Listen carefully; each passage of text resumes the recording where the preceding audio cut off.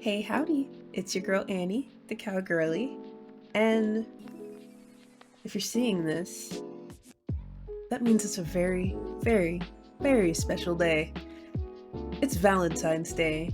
Aww. And here you are, watching me, just as lonely, on this very, very, very special day. But it's okay, you know.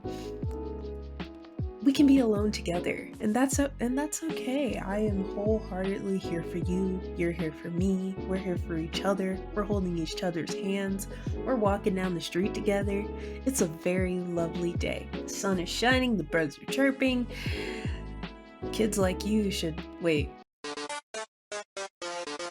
That's not my line. Anyways, it is so lovely to be here with you. But there is someone that I would like to introduce to you. Someone very, very special to me. And we're going to meet him right now. Who's him, you may ask? I got you. But first, he needs a little introduction.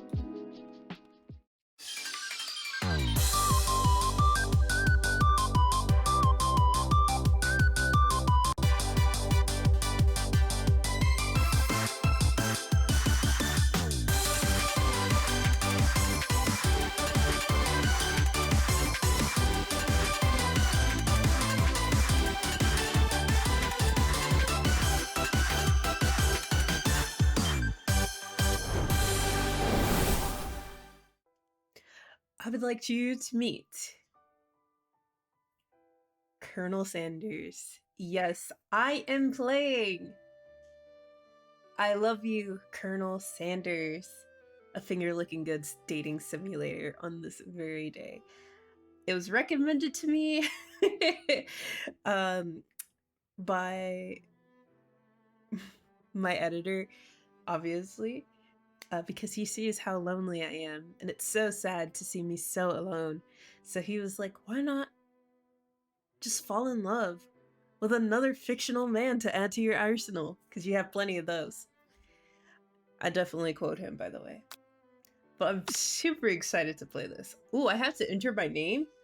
Wait, I'm a chef? Hold on, Chef Boyardee. If you have not seen my recent Instagram from January's session, I did post some new pictures on the gram for food. But before we get started, tell us your name. It's Annie. Oh my god, those biscuits. Honestly, the food looks amazing. That's crazy.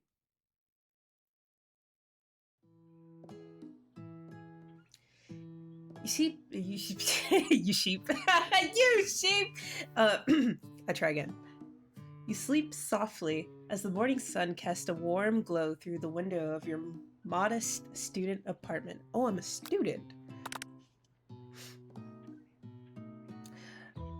The world is peaceful and serene. You could stay in the moment forever. Ugh, turn that shit off.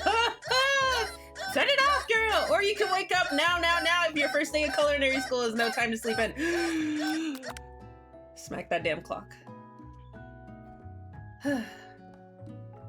Lying in bed, you stare at the ceiling, thinking about everything that awaits you at the prestigious University of Cooking School, Academy for Learning. Your mind begins to wander. Who will be there? What will you cook? What should you wear? Time begins to fly by. You find your imagination getting away from you. I'm a daydreamer though. It takes me 10 years to get out of bed. It's here, finally! Your first day of culinary school. So many dishes to prepare. So many students to meet. Your mind is swimming with possibilities when you realize you're running late! You grab a biscuit and burst out the door in a hurry. Yummy! Just what you needed to wake up your taste buds. Yikes! You're in such a hurry, in fact, that you forgot to put on any deodorant before running out the door. You're sweating buckets as you rush and arrive on time. Uh-oh. What do you mean I forgot? I would never. Anyway, standing in the quad, you gaze upon the magnificent University Cooking School, Academy for Learning. Gotta say the full thing, can never skip it. Here comes your lifelong best friend ever, Miriam. Period, Miriam, you're so pretty, girl. She's the most adorably awkward person you've ever met, and you absolutely love her for it. Good morning, Annie. Are you excited for the first day or for rest of our lives? For the rest of our lives. Actually, because I sure am excited, a little nervous. Okay, a lot of nervous. What's the... It's just that this morning I hadn't made breakfast for myself, but, well, when I ate it, I couldn't taste any love in the food. What if I'm no good? What if I fail? Classic Miriam. Raised by Master Chef parents, she's always held herself to a very high standard. Ever since we were little babies, playing together, you rescued me from that quicksand box. It's been clear to me that you're the most loving, caring person I know. You're going to do great. But with the University of Cooking School, Academy for Learning's famous 3-day-only semesters, I'm afraid of being left behind and never catching up. Sweet girl, Miriam has always had a flair for being dramatic. This summer, she got so nervous about her first kiss that she chipped a tooth practicing on a mannequin. Should you pep talk her or change the subject to give her some relief? Yeah, let's pep talk her. I'm really good at it. Remember last month when we saw that fortune teller and had our tarot cards reading? The lady with the mask who gave me nightmares? I've been trying to forget. I know she looked spooky, but she was so sweet, and she told you that you were destined for great things. Remember that card with the fancy-looking tower? And that other card featuring the handsome fellow in the red suit? I've been waiting for so long to meet a handsome fellow I could call my own. And I'm sure you will soon. In no time. We'll be graduating, and you'll be delighting the world with your heartfelt cooking in no time at all.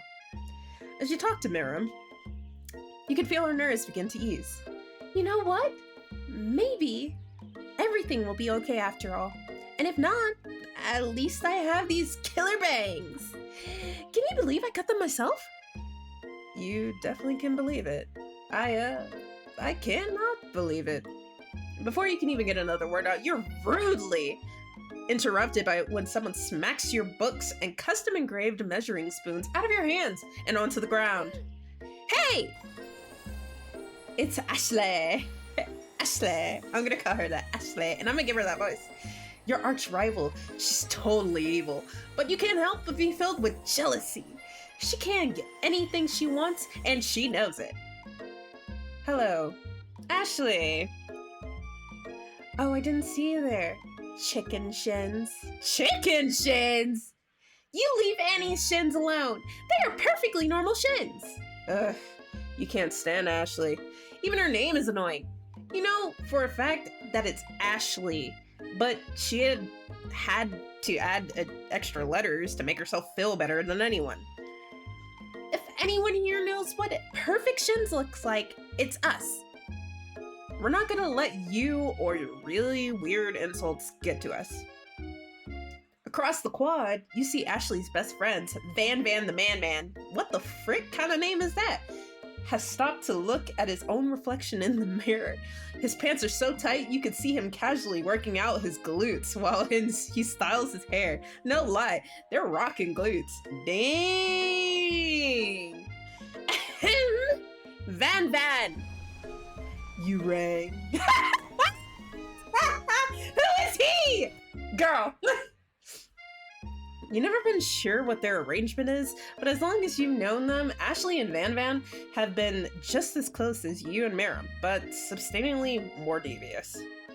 I can't believe that University of Cooking School Academy for Learning would ever allow people like you to attend as students. I know, right? You'd think they'd just hand us our diplomas now. Or maybe hire us as professors. You amateurs could learn a lot from us. With the first day of school about to start, there's just not time to properly tell these two off, so you resist the urge. Let's go, Miriam. See you later, losers. As you approach the door, you see a goofy-looking kid pushing hard against the window directly next to it. Oopsie. I think it's broken. You reach forward and easily pull the door open. That should do the trick. I love you. I think you mean thank you. My name's Pop. I was named after my Pop-Pop. He's old. Could someone like this also be a student at the school? He must be one heck of a chef. Also, his name tag clearly says Bob. I guess he's reading it upside down? Hi, Pop. I'm Annie, so are you going to make me hold this door all day? Nope. And with that, the young man walks into the building ahead of you. Is it just me, or is he kind of cute? I think it's just you. That is a me response. You both shrug your shoulders and follow him into the building. You stand at the edge of the classroom, unsure of where to sit. Other students wander in and keep themselves busy chit-chatting. A scruffy-looking pooch takes his place at the podium at the front of the class. Adorable! His name is Sprinkles. Now, quiet down, everyone. Who is this unreasonably cute pup, and why is he in our culinary class? You must be Sprinkles, head instructor and CEO of UCS ALO. ALO. Please, call me Professor Dog. I may be cute and a little fluffy, but I still demand respect. What? A cute dog and our professor? This is the best school ever! I guess only a dog's nose is capable of picking up all of the nuances of fine dining. Out of nowhere, wind begins to rush around you as swirl of cherry blossoms fill the air inside the classroom. I'm chilly. Someone close the window. And then, he walks in. You're immediately swept in the aura of this new student and his remarkable goatee. Who knew anyone could be so handsome? Time stands still. If it isn't my favorite student, Harland. Colonel Sanders interrupts Sprinkles. Sorry, Professor Dog. Before you can finish the sentence. Please, call me Colonel. Colonel Sanders. A hushed murmur rolls through the classroom as Colonel Sanders walks down the aisle of desks. Suddenly, the room is sweltering. Sweat begins to bead across your brow. You feel like everyone is looking at you, and you're not entirely wrong. And this over here must be Sweaty Sweats-a-Lot. Maybe we should open the window back up before faucet pits melts into a puddle and evaporates entirely. Hold on! Just a second! Nobody talks to my friend like that! You two both know my name. We were in the same kindergarten class, and what is with all of your really weird insults? Besides, when Annie sweats, it's not gross, it's beautiful! Look at her shimmer! You turn to find Colonel Sanders standing right in front of you. Colonel Sanders, beautiful angel that he is, stands before you, smiling gently, his hand outreached. Boy, howdy. This classroom gets hotter than a Kentucky fryer. Please, use my handkerchief. You froze up. Colonel Sanders is... Wait! Colonel Sanders is talking to you! About how sweaty you look? You're completely mortified. This can't be your first interaction. What if he never forgets this moment? How will you respond? Take it. You stretch out your hand and Colonel Sanders places a fine silk handkerchief in it. It's so beautiful you hesitate to press it to your face, but when you do, the feeling is translucent. It has his natural scent on it. It smells of the most delicious chicken you've ever smelt. Professor Dog steps in to settle the class down and set some ground rules. Welcome to the University of Cooking School Academy for Learning, the greatest culinary academy in the world. The birthplace of culinary legends past, present, and future. Many challenges await you.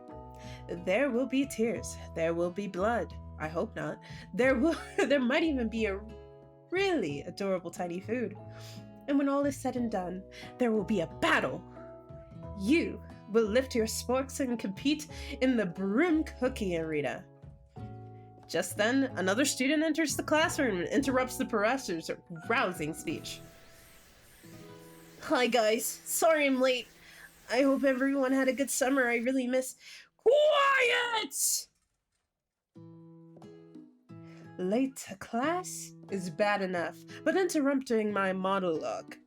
You're on the fast track out of here, young man. Are you sure you're even in the right place?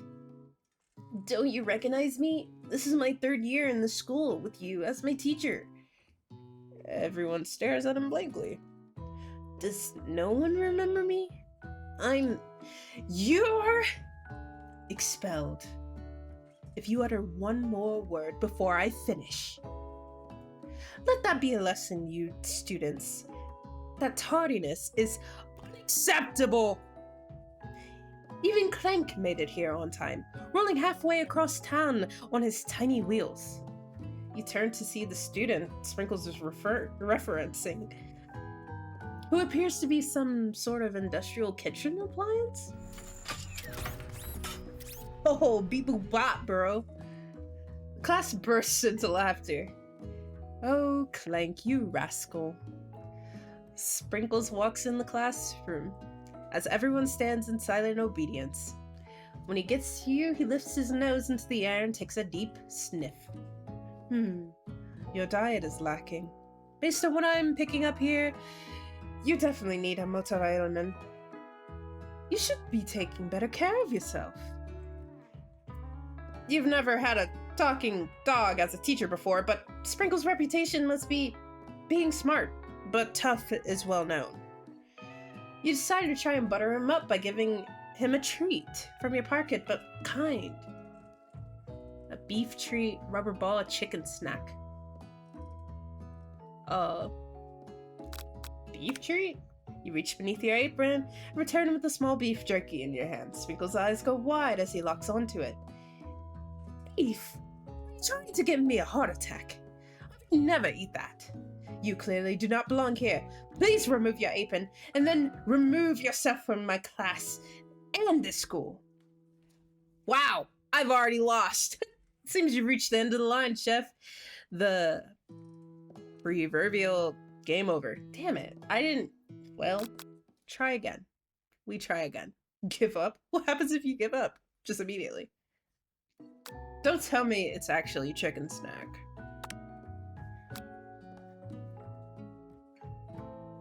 His favorite.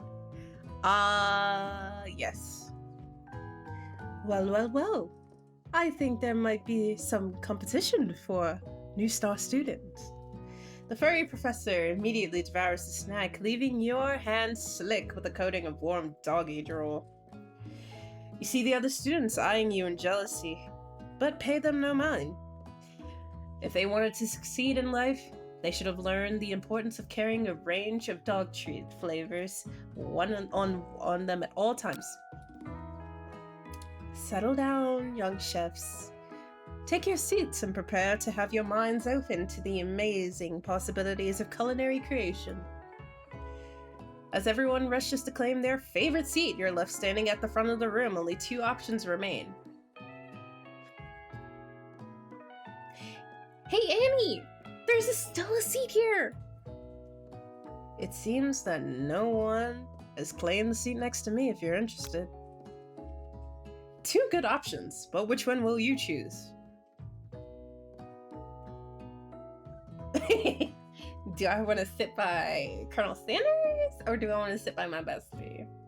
Do I want to goof off the whole time, or do I want to flirt the whole time? I'm sitting next to my bestie. Sorry. I'm so glad you're near me to support me through class. Of course, you're my best friend. Who else would I sit by? Colonel Sanders? He has such a magnetic personality, and there's a seat open right next to him. If you sat there, you might have gotten to know him a little better.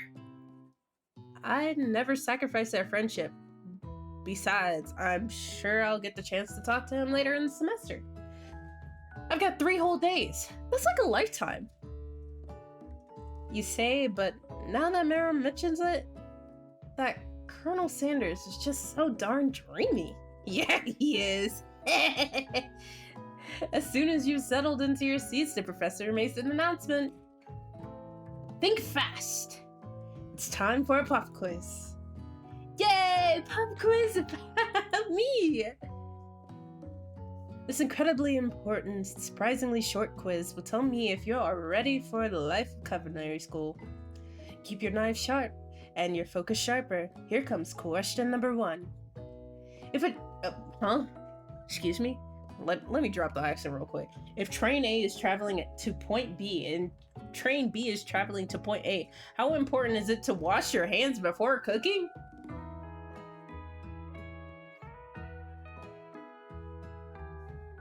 What? What the never mind. It's very important to wash your hands before you cook. That's right. Force is to tree as chicken is to feather. Night vision goggles. Night vision goggles. A slam dunk. That's right.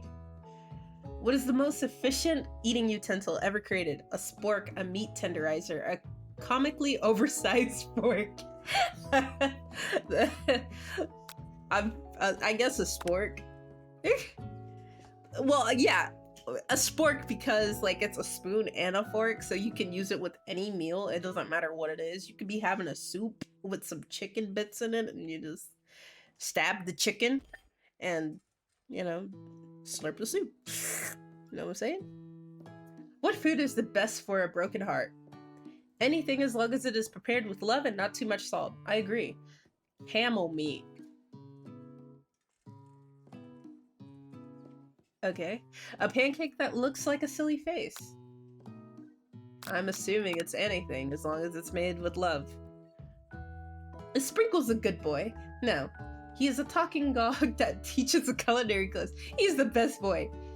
What if I just say yes? No, yes, he is the best boy. Okay, he is the best boy. Who's that good boy? Your total score is 5 out of 5. Yay! Wow, be honest, did you cheat? You look up to see that Colonel Sanders has been watching your score. He's impressed. I know we just met, but I have to confess, I think you have a beautiful brain. What do you mean by that? What do you mean? What do you mean? Hot diggity, Annie! You just scored some major Colonel Sanders points with that performance. May I have your attention, students? I have an important announcement to make. Time for lunch! Wow! The cafeteria is as nice as any restaurant you've ever eaten at. It makes sense that a school dedicated to cooking would also be serious about eating. So true. A delicious fragrance wafts through the room and tickles the end of your nose. Your mouth waters. Do you smell that? That must be our lunch. It smells crazy good. Everyone, can I have your attention? Is it about lunch? No, I just wanted to apologize for my tardiness. You see, I was... Howdy, folks. I'd like to make an announcement. Hey, It's about lunch. Everyone cheers! But Shh! Lunch. She said shh! In honor of our new semester, I have prepared something special to share with everyone for lunch. Indeed, that smell. You hold your breath waiting to see what food this mysterious student has created. You've heard that he's very talented, but were the rumors true?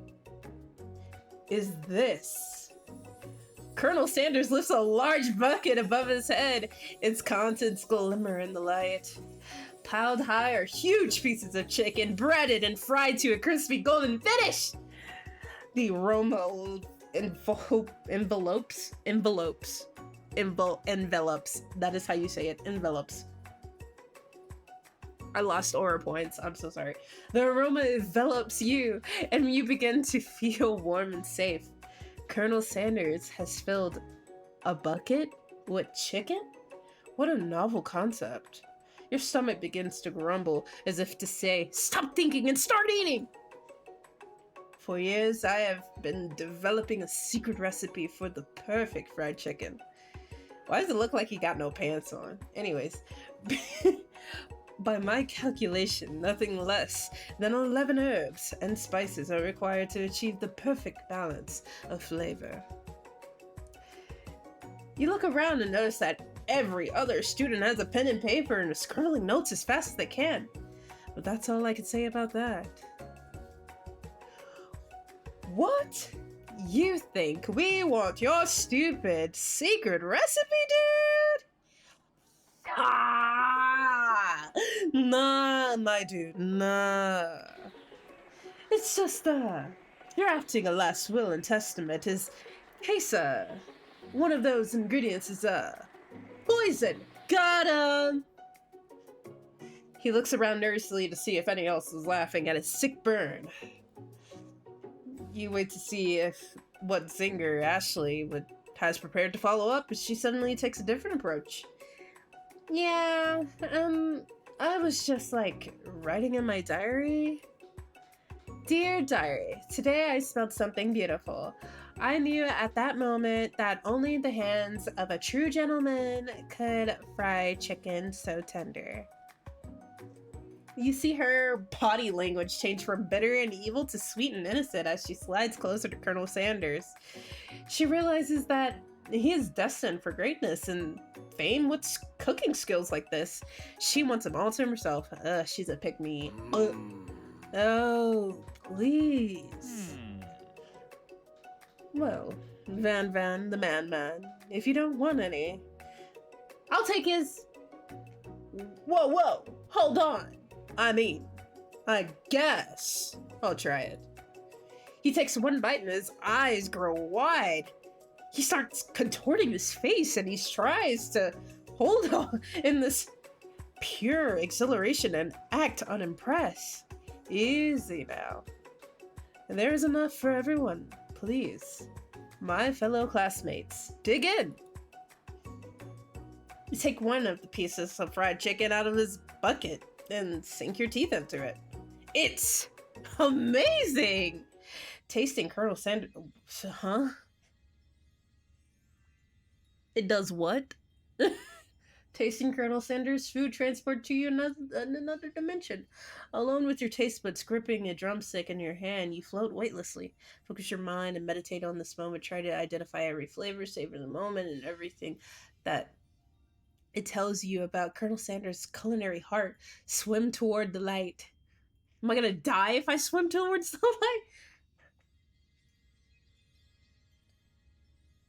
light?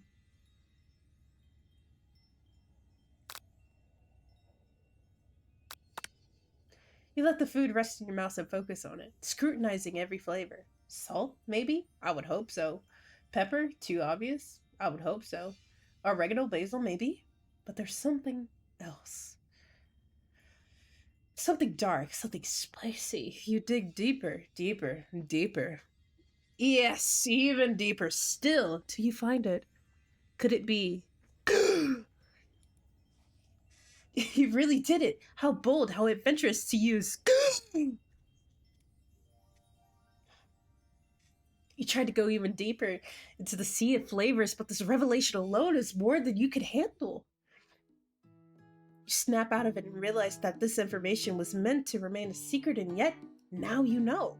A mantle of responsibility now rests upon your shoulders. As you look around, you realize that everyone in the room is consumed by lunch. No one noticed that you traveled through space and time. After tasting his food, you try to get some one-on-one time with Colonel Sanders.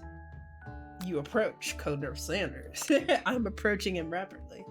Colonel Sanders smiles at you, ever so softly as you approach. He stops what he's doing and allows you to break the silence. Colonel, I wondered if I could talk to you about... Huh? I wonder if I could talk to you for a second. Anything for a fellow chef. What exactly was on that chicken? How bold of you to come out and ask that. It's an idea I had for a new combination of flavors that will make me my fortune and establish my legacy for all time as I open a chain of highly successful fried chicken restaurants. No big deal. It's just you and me here talking. I can't keep a secret. In fact, I've got my own that I'd be willing to trade. What's the rush? The semester's only getting started. We've got 2 more whole days to get to know each other. He's clearly not going to give it up easily, but it doesn't hurt to be persistent. You know what they say about secrets, Colonel? Shouldn't learning be fun? Aww. You've got moxie, I'll give you that. Colonel Sanders looks both ways before crossing the street, and then leans in. You can feel his warm breath as he whispers. Just one ingredient, but you can't tell I used... It's something my great-grandmother taught me. Wow! You'd never guess that! In fact, you're not even sure where you get some, even if you searched. And definitely isn't the flavor you've tasted before, so now you're 2 ingredients closer to knowing the full recipe. But you don't tell Colonel Sanders that. While you're wrapped up in a huge revelation, you notice Colonel Sanders has disappeared. While everyone else is still in the cafeteria, you decided to go look for him. You find Colonel Sanders outside, standing in the quad. Oh, it's you again. Howdy. Sometimes I like to come outside and look at the school buildings. I think about how my story will continue on after I've graduated. Sounds like you have big plans. I dare say, the biggest. I will live my walk on this world. He will leave his walk on this world. The walk. You can bet on that. Well, together, for the first time, you figure out now's the perfect moment to show your personality for him. Neg him, show him your own strength. Wow him with a big idea to add in additional ingredients to really spice things. Be modest, but thoughtful. I'd be modest. Well, I just wanted to tell you that I really enjoyed your food. Facts, no printer. Now you've gotten his attention. The flavors were complex but comforting. The interplay between salty, savory, and peppery, it was perfect. I appreciate the compliment, Annie. I'm sure you'll be a big success. I know we've only met today, but I'm starting to get the same feeling about you. We should head back inside. The next lesson starts soon. You step into the massive cooking arena, where the afternoon lesson will take place. Each student gets an oven and all the tools and ingredients they could need. Look at this place! It's magnificent! Finally, we could get to show our stuff. Wait a second. Oh no. We have to show our stuff. What if I totally blow it? You're not gonna blow anything. Except maybe kisses to the crowd of fans you're gonna be earning with your signature. Adorable tiny food creations. Welcome, students, to the cooking arena. For today's lessons, we'll be cooking with partners. Hurry up and pair off. Naturally, Miriam looks over at you, but unable to control himself, you pounce onto Colonel Sanders. Hey, Colonel. I would never do this, by the way. Would you like to tackle this lesson as a team? A team of 2, that is. Me and you, if that wasn't clear. Want to be my partner? Aww. Sure, Annie. I'll prepare our station. Without you as a partner, Miriam is left standing all alone. 2 different students quickly take notice. Hello, new partner. Beep boop whoop bop. Oh my! 2 potential partners? I'm so sorry, gentlemen, but I don't know who to choose. It looks like you'll have to pick 4. Friend duties could be a little awkward, but that's the price you pay for not being alone forever. Who do you want Miriam to ask as Miriam's partner? Okay. Pop or Clank? Clank. Sorry, Pop. I think Miriam will be partnering with Clank today. It's okay. I already ate. It's not entirely clear if Pop has any idea what the point of school even is at this juncture. Clank is clearly excited to have some attention. He heats up and begins to roll back and forth. Okay. Hold on there, fella. We don't know the assignment yet. Technically, Clink might not have a face, but there's something charming and earnest about him. Oh. Tissue? I hardly know you. Clink judders and Panel shakes loose. You get the impression that this is a sign of affection. Looks like you two will be fine. Now it's time to focus on your own cooking classwork. Alright, you two. For today's lesson, we're going to be keeping it simple. Pick a basic dish and divide up the steps. No chef is an island. It takes 2 flints to make a fire. You get the idea. Which dish do you suggest for your partner? Steak tartare. Seems easy enough. It's fancy. You don't need to cook it. Using octopus, you will blow Colonel Sanders' mind. Girl, I don't even know how to make Colonel's. Your grandmother's mashed potatoes and gravy? Hell yeah. Hell yeah. It's always been something for a down-home chef. I was thinking we can make something warm, inviting, comforting. Maybe mashed potatoes. And gravy? I couldn't imagine one without the other. Colonel Sanders cast a coy look at you, causing your whole face to go beet red. Embarrassed, you quickly turn away. I'll go get the potatoes. No, please, let me. Picking perfect produce is a passion of mine. Looks like things are getting pretty fresh around here. Does someone have a crush on Colonel Sanders? We're just cooking partners. Mind your damn business. Sanders' heart is my business. And you'd better keep her fingers off my man. Did someone call for me? No, jeez, Van. While I'm over here crushing Annie's dreams, you're supposed to be taking care of our classwork. That was the deal, remember? Colonel Sanders returns, ours full of peeled potatoes. He tosses them into boiling water and turns his attention to you and your old friends. Oh, howdy there. Ashley, Van. Are we working in a quartet instead of a duet now? Actually, no. It looks like Annie was struggling, so we offered to give them a hand. You know how it is. These young amateur chefs need a lot of mentoring. I was gonna say, Colonel Sanders, maybe I could teach you a thing or two about fancy food. Maybe one day you might be able to get up to my level. Ha! Doubt it. Don't be rude, Van. Personally, I have no doubts whatsoever about Colonel Sanders' ability to concoct creations worthy of imagination.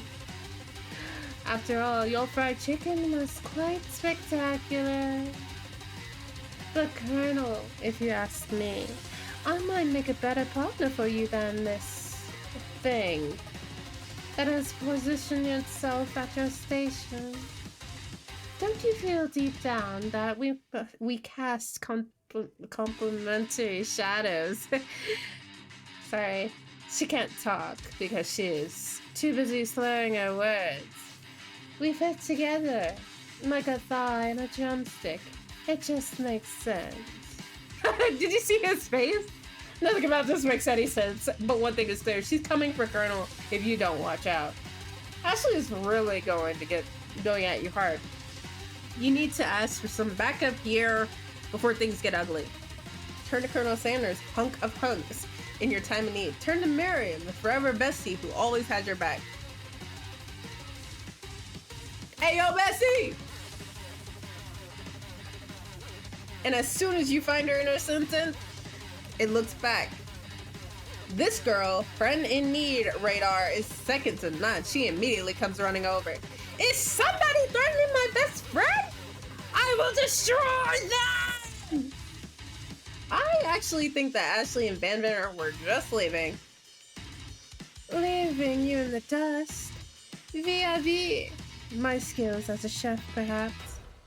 But stepping away from this competition, you are surely mistaken. Miriam, you're a loyal friend, but Annie is my partner for today's activity. You look for Sprinkles in hopes that he might step in, but he's nowhere to be found. Darn those cute corgis and their short but sturdy stature. You look down at your station and realize in the tension of the moment your hands have been cooking on olive violet. Distracted by the drama, you've already crushed the boiled potatoes into a perfectly creamy mashed texture with plenty of butter and cream for flavor. It's as if your natural passion guided you through the steps you know so well while your attention was elsewhere. I know just what to do. Colonel Sanders extends his hand. He's holding a beautiful white porcelain gravy boat, out for which pours a smooth brown gravy, smothering your nearly finished potato dish. Gravy flows down the mound of mashed potatoes. The result looks spectacular. Granny will be very proud. My Nana will be so proud, guys. Colonel Sanders hands you a spork, the most beautiful thing to ever exist in this world. You reach down and grab hold of it, but he doesn't immediately let go. The two of you stand holding the same spork, and for that small moment, all of the madness and pressure in this crazy world just stops. Your eyes lock. The moment is electric. Time stands still. If you love something, set it free. Together, you dig the utensil and the smashed potatoes and lifted a heaping sporkful up. When you see Ashley with a sinister look, you know she's plotting against you to be with Colonel Sanders. And then, filled with rage and without thinking, you fling the spoon of mashed potatoes right into Ashley's stupid, beautiful face. Van Van, do something! Scooping up a fingerful, Van Van tastes the dripping mashed potatoes and gravy and realizes that it's delicious! Horrified by this revelation, he slinks away. Will he ever be able to cook something with so much love and integrity? Hold on right there, Annie. We do not waste food in this broom kitchen, Rita. I can't read. Colonel Sanders, I expected better from you. If you throw one more spoonful, you'll both better be prepared to eat it from wherever it lands. Can I has potatoes face? Van Van rushes back over a covered dish in his hand. Mashed potatoes with gravy. Pathetic. In just a few minutes, I prepared a full meal. Gaze upon my specialty, braised tentacle of octopus and my silky saltwater sauce. Plated on a battle axe, blade forged by my supreme chef ancestors. You've ignored me for far too long. That ends now. It is I who is the first bite, and you will all look on in envy. The interrupting stewman rushes at Van Van, swipes a bite of the signature dish right off the plate. No, don't! Something about this dish doesn't strike my nose quite right. I think the octopus was rushed and may have been turned in the process. The result could be toxic. Too late, it has already been eaten. I think I left something in the oven. I don't feel so good. It killed him! Oh my god, he's a ghost! Everybody step back. Don't take another bite. When you look back at the plate, the rest is gone. You notice the tip of the tentacle being slurped by Pop's mouth. Pop winces in pain for a moment, then is almost immediately back on his own oblivious self. Oopsie. Tastes like poison. The entire class has gathered to watch Pop's final moments. Shock has frozen the whole crowd. They are as motionless as statues. The class bell rings, disrupting the moment and snapping everyone back to reality. It would appear Pop's enthusiasm for trying new things, despite of obvious danger, has inoculated him against poisons of all kinds. I'm not sure the professors are here make enough money. You know, that's true. That's true about teachers. Hello? I just turned into a ghost over here. Seeing that you're shaken up by the really annoying student and all his nonsense, Colonel Sander approaches you. I'm sorry you had to go through that. Please, let me walk you home. What? Like, for real? Oh, come on. Oh, come on. I love the voice that I gave this guy. Come on. You follow Colonel Sanders out the room. At night, the school building has taken another vibe entirely. It's dark and more than a little spooky. Colonel Sanders stands in his quad's neon glow and speaks softly. Those mashed potatoes you made in class today? Before you go on, I want you to know they're not a great representation of my skills. I didn't even realize I was making them. They were amazing. Tasting them, it reminded me of why I became so passionate about food to begin with. Colonel Sanders is getting choked up. Cooking is obviously important to him in a way that you find inspiring. Now might be the perfect time to tell him you're developing feelings for him. Colonel Sanders? Yes, Annie. There's something I need to tell you. Hold it right there. There's something I need to tell you first. Oh, jeez. You see, when I was just a boy, I had a dream that one day I would be the greatest chef the world has ever seen. And ever since that day, I've been working towards that dream day and night, never stopping, never resting, also lifting a lot of weights, like so many weights. We should follow our dreams with all of our hearts, that our souls may grant them like wishes floating on a shooting star. Hey, no, you, shut up! I'm the one here to say inspirational stuff and be the star of the story. Are we forgetting that your cooking literally killed a guy? You can't prove that! I also know you killed that guy. What was his name? Somewhere in the distance you hear a long, sad sigh. Forget him. We're talking about me. Me. Ah, I'm the hero. It's my mother! You're the fighter hero! I think I left the fridge door open. Later, nerds! How dare you threaten me? Just as I was letting you count my god and connecting with another chef on an emotional level. You're afraid! You're afraid of me! Because I'm a monster! See? Is he rhyming on purpose, or is that just a coincidence? But before you can discuss stacks any farther, it's a turn-based fight sequence! What will you do? Get him! You decide to go in for an attack. Which attack will you use? Cook with love! Cook with love does 1 damage. It just got real. That attack really upset Spork Monster. Spork Monster goes in for the attack. They spit hot gravy at you. You take 1 damage. You decided to defend. Which defense will you use? Trepidation. You continue to stay back and endure whatever comes your way. Seems like a pretty weird strategy, but okay, sure, you do you. Spork Monsters focuses their mastermind, draws entity from the Mother Earth itself. They grow larger, more intimidating. How will you respond? Defend! You decided to defend. Which defense will you use? Buff up!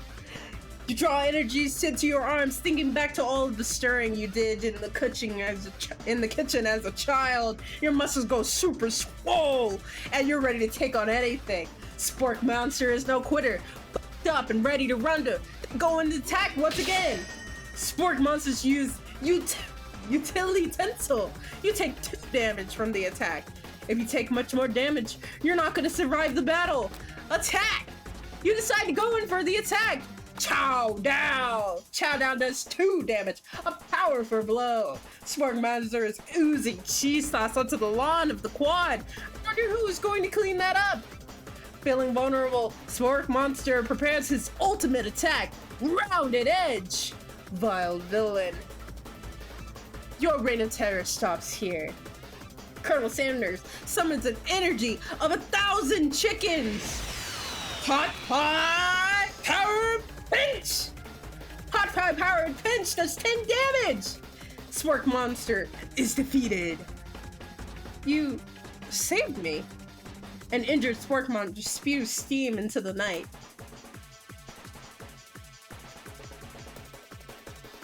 Mercy, finish him! Mercy, finish him! Finish him! No student will ever walk the quad in fear again! This monster's messed with the wrong chef! Get him! You ready your final attacks? You'll never survive my student debt loan distraction!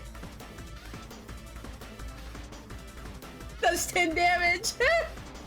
Spork Monster is completely vaporized. Colonel Sanders looks in awe. You continue to surprise me, Annie. The defeated monster left behind a special item. Let me pick it up real quick. It appears to be a cookbook. But upon closer inspection, it's so much more. What the fuck? It's the Tome of Embrace. It's literally the Enchiridion. You open the cover and find a library card tucked inside. The last name to have signed it was Borko. Borko. That sounds strangely familiar. Your blood is pumping as you stand in the quiet of the night, holding the mysterious book in your hands. As you come down from your battle buzz, you realize that the final attack has left you completely depleted. The world around you begins to fade away. Without any energy to keep your eyes open, darkness overtakes you. Damn, I fell asleep. The image of Colonel Sanders flashes your mind before you fall asleep. He must have helped you get home. In your tired state, you don't know if you could have made it without him. What a guy. You want to thank him, but you don't have the strength to utter a single word. You feel your cover is being pulled over you as you were tucked in lightly. Good night, my Colonel. In your dream, you're together with Colonel Sanders. For some reason, Sprinkles is there too, instructing your love. Dreams are weird. What the fuck? Oh my god, it's the guy! It's the guy that died! You awake on day 2 and attempt to process the wild visions you had. Were they memories or premonitions? You lie in bed and stare at the ceiling, thinking about the secret you discovered while tasting Colonel Sanders' cooking. Tasting Colonel Sanders' cooking yesterday. You can't believe he really used... And then there was that secret ingredient that Colonel Sanders went ahead and told you outright. Not much of a secret, huh? It's probably just because he's already trusts you so much. Sure, that makes sense, we'll go with that. You meet up with your bestie in front of the school. Before you can tell her about the encounter with the Spork Monster, she launches into a story of her own. Okay, I know this might sound a little strange, but I think I might be, I think I might like Clank. Like him? Like? I know it sounds like he's moving too fast, but there's something about him. I like him, like him. We got to talking after class and he's actually a totally sweet guy. Not only that, but he's really smart. He told me all kinds of stories about Colonel Sanders. Did you know that Colonel Sanders was the most popular kid in his high school? No, but that does make complete sense. Yeah, but he was so popular that he was voted prom king at school he didn't even go to, and was so also the convertible that he himself rode in front of everyone in the homecoming parade. I'm thinking maybe something got lost in the pressure cooker language translation there. Either way, maybe it's be best if you took it slow with this new boy like I am with Colonel Sanders. You and Colonel Sanders? The coolest guy in school. The famous student to ever attend the University of Cooking School Academy for Learning? You're a thing now? We definitely connected yesterday. Sure you did! You're great! Why wouldn't he be into you, I guess? I can't tell if that was backhanded or not. You have an idea about how to prove that your love is real. Well, if he's not into me, why did he tell me the one secret ingredient? However, you don't tell her what you know about the second ingredient too, which you discovered on your own. Your bestie's eyes light up. A secret ingredient? Yeah, I just said that. A secret ingredient. Is there a dramatic echo in here? Miriam checks to make sure you're alone before continuing. So this summer, while I was on vacation with my family, a lovely man approached me in a botanical garden where I was wandering. This can't be good. He told me all about his passions for spices. Secret spices. The man even gave me some to show me what he meant. He said it was a powder created from super duper rare dried flower petals. And that if I did him a big favor, I could have some of my own. Please, Miriam, don't tell me. So I filled my suitcase with them and brought them home. He was so nice, he even met me at the gate when I arrived. Later, when I cooked with them, a very strange feeling came over me, and the flavor was unlike anything I've ever tasted. I think you're being very liberal with the meaning of spices here. Whatever. Anyway, we both share an interest in cooking, so we stayed in touch, you know, like pen pals, and I bet he would love to know more about the new spices. Well, I'm definitely not supposed to share Colonel Sanders' secret recipe, and besides, only I know the one ingredient, so I doubt it'd be much use to anyone. Please, please, please. It would mean the world to me. No one has to know it came from you or Colonel Sanders. Girl, I am not a chit chatter like that. You may be my best friend, but I am not telling you the secret. It was Eye of Newt. I know sounds like some kind of witch's potion, but what can you do? Eye of Newt. Wow. Her eyes light up, imagining such a thing, and you figured that you've satisfied her curiosity and she'll move on. However, she immediately turns around and does the same thumb tapping on her phone that you can't quite see. That's probably not good. Before you can ask her to confirm that she is definitely not texting secrets to other people, you're interrupted. A wind rushes and cherry blossom petal fills the air. The stallion! Really? To school? He reminds me of a foreign exchange student. Have you seen how they dress?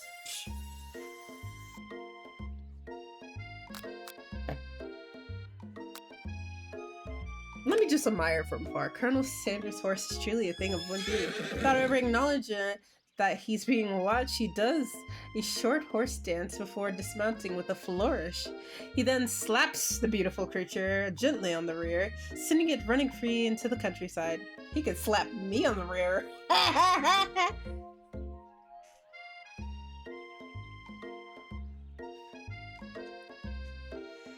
You are so struck by the sight of him that you lose the ability to speak coherently. Oh, I didn't realize anyone was watching. Don't worry, he knows his way home. Your attempt to compliment Colonel Sanders, but the words don't come out exactly right. What a horseful beaut you have. I mean, what a horseful beaut you. Dang it. That's what I just said. Being a good friend, Miriam intends to cover for you.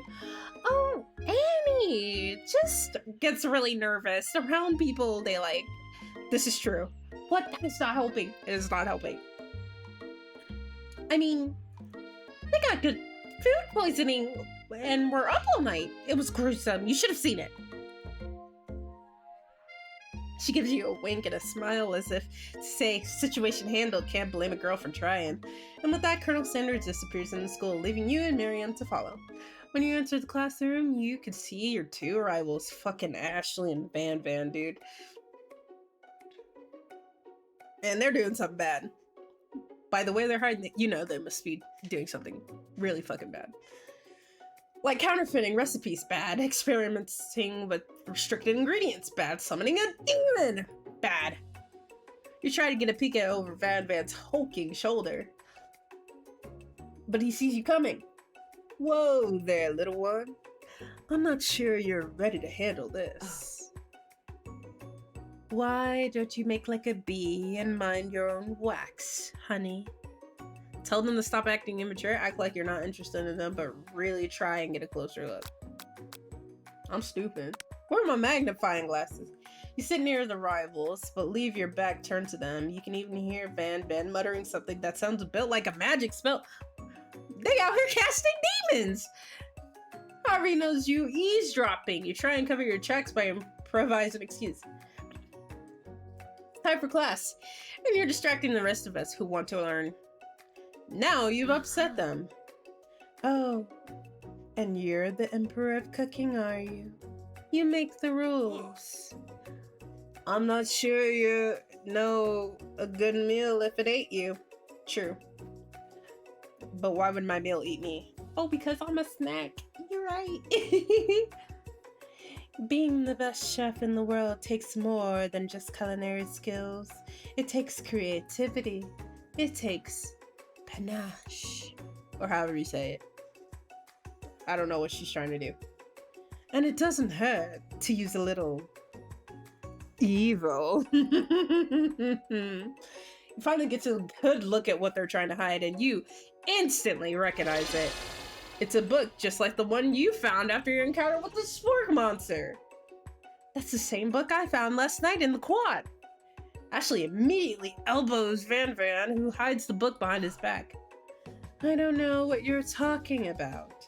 That book is a family heirloom, and its contents are secret.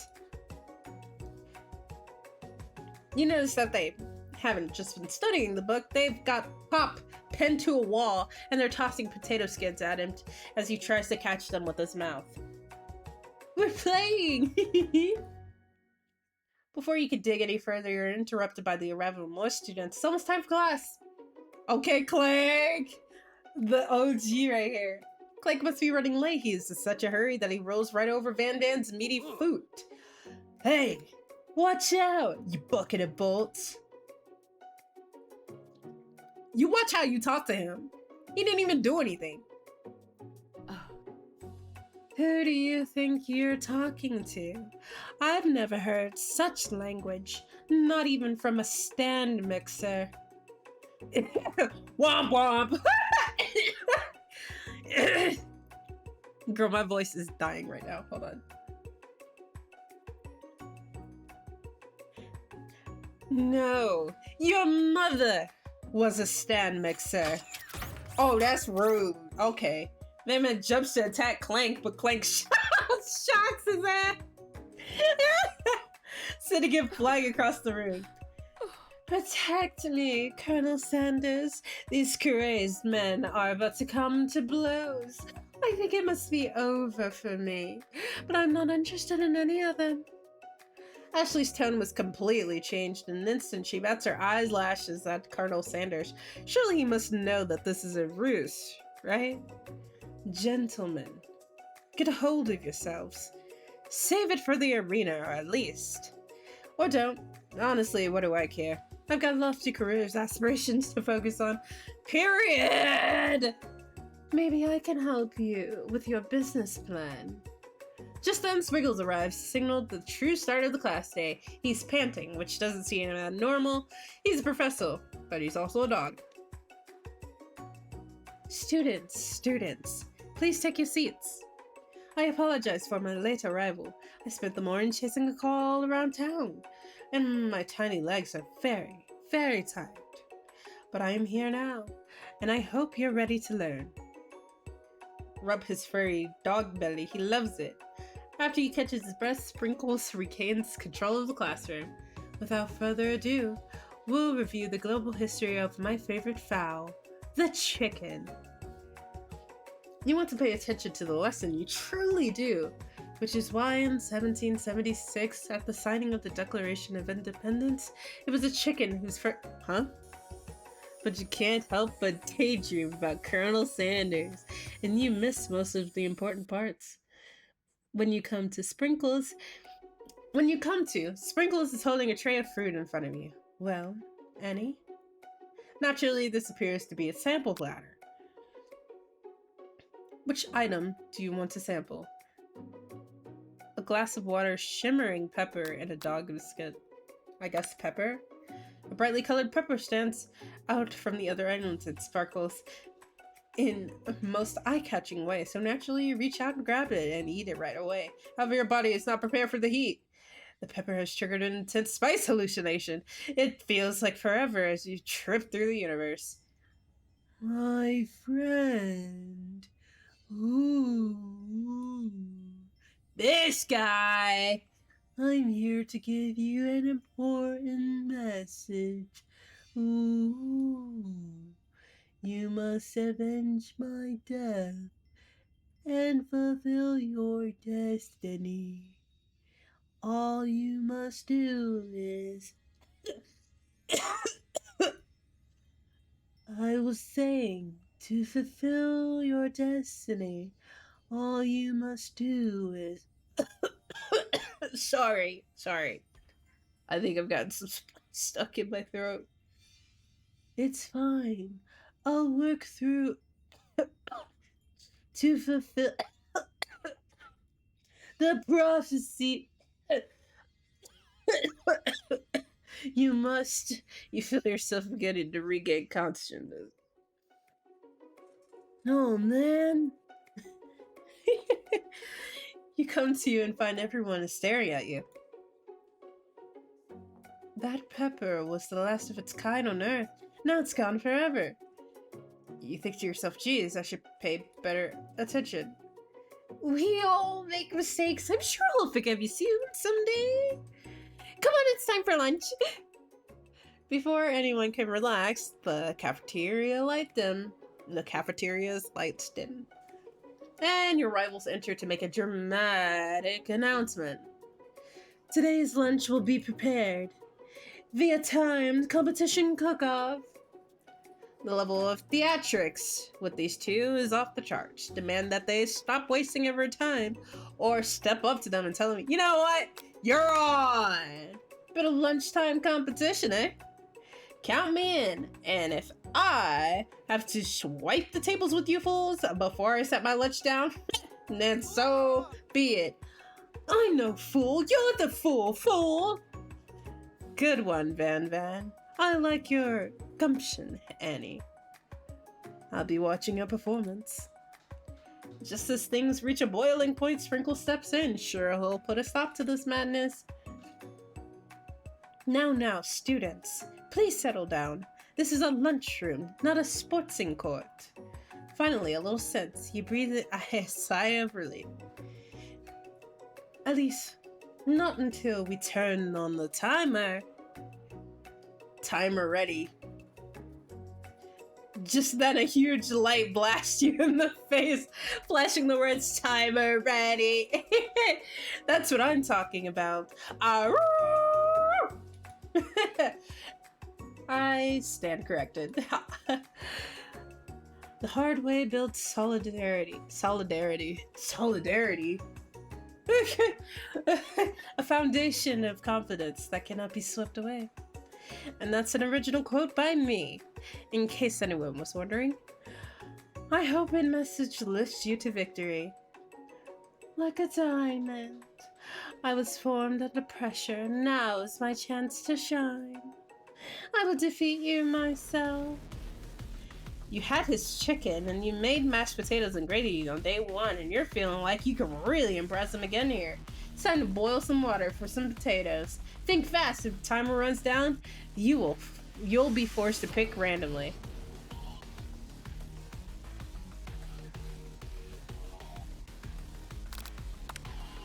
That's wrong. What are you thinking? Get your head in the game. I don't know.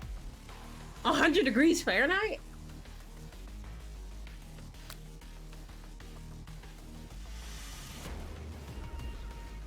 How many spices did he use? I don't remember these. Oh, shit. I don't remember any of these.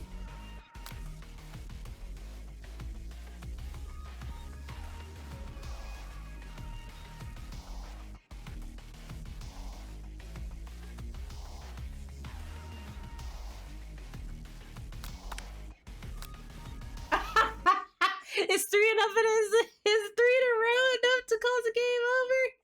Yup. Okay, let me try this again. Okay, so I already chose the wrong answer.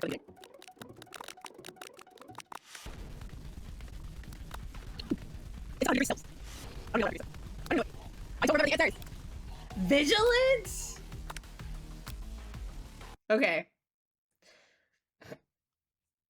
I don't know what answer number 2 is. I'm pretty sure it's 7. No, I'm pretty sure it's... Actually, I don't remember. Okay, 3rd time's the charm. We can do this.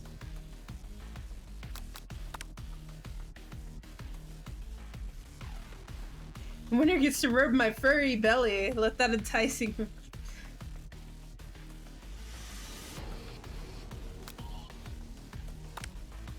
11. Okay. And then it's vigilance.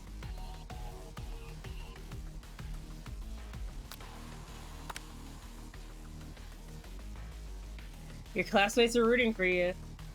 When you were a child, your father told you to never forget where you came from. Every day you meditate on his advice and draw energy from that plate.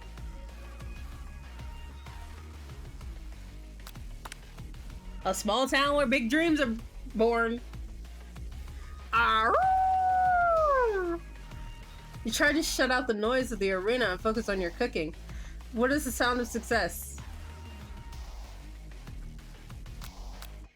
It's bubbling. Don't make me see the spray bottle. I believe in you. I don't. Girl.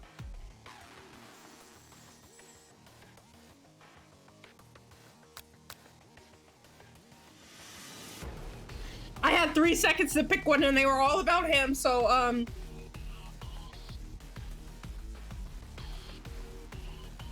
one dessert cookbook, what should you take? What a... Damn! I know, right? I take that as a dessert, too!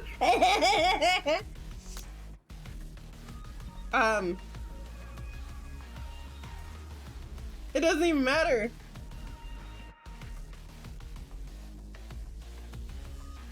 At the next station, Ashley has already begun plating elements of her dish. It's a color more complex. Time to make up your mind. You toss the biscuit dough into a stand mixer as you do in the carrot gas. Yikes. I know you love nothing more than seeing a fellow appliance utilized in the kitchen battle, but sometimes that means sacrificing the personal touch. You might not have any hints, but Annie does. And a good chef needs to be touching the dough to know when it's properly mixed. There's an easy way and a hard way. You don't get far by going the easy way. When you hear everyone talking, you realize how serious your error was. You immediately shove your hand into the mixer and rescue your dough before it's overmixed. Annie, no! But you're not fast enough, your hand gets stuck. It's immediately crushed by quickly spinning. Oh my god.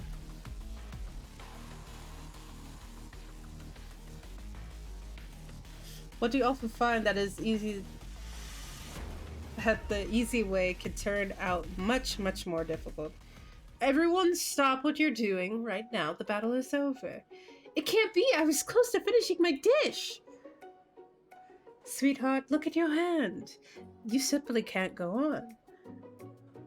Oh, that's too bad. And here I am with a completed dish, ready to serve. Surely that makes me the winner by default? No. It wouldn't be fair to compare the two on account of Annie's injury. Period. You see Sprinkles begin to lick his doggy chops as he locks onto the dish. But I suppose you should at least tell us what you prepared. Well, because I'm the sweetest, I skipped straight to dessert.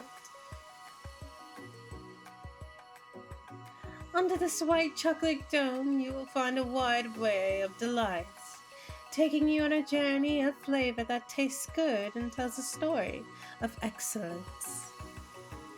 I was going to ask Annie to do the honors, but since you're injured, I'm afraid that pouring this creamer of delicate hot chocolate sauce might be too difficult. Colonel Sanders, if you wouldn't mind lending me your strong, steady hand. Colonel Sanders pours the hot chocolate sauce on top of the dough, causing it to melt away, revealing the ingredients hidden within. Okay, but that's kind of cool, though. Inside, you'll find a delicate fried cheese croquette. It's called a croquette. Croquette, dear. Atop a slice of honeycomb, ice cream 2 ways, tender nougat, and pearls of blueberry gelée. Colonel Sanders seems intrigued, but perhaps not impressed as he dips his finger into the hot chocolate. Simplicity isn't your strong suit, is it, Ashley? Oh, you! As he places a sauce-covered finger in his lips, Ashley leans over and whispers something in his ear. A dab of sauce sticks to his mustache. Internalized rage you feel. Put yourself between Colonel Sanders and Ashley.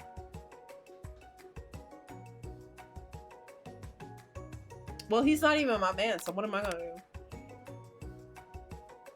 The flames cause your eyebrows to catch on fire. What the?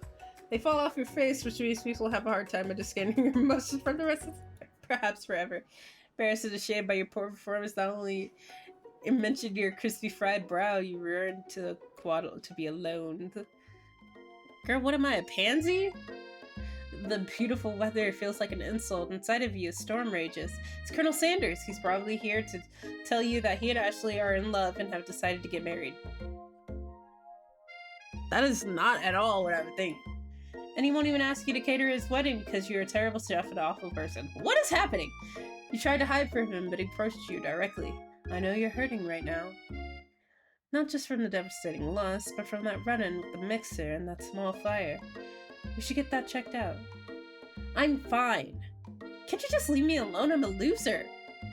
I'm not fit to fill your fryer. I'll never be a master chef. Failure is a part of life. Not just for you, but for all of us. Do you ever think I've never failed at anything before? That's exactly what I think. Okay, this Annie is not me, because I would never react this way. Well, then think again.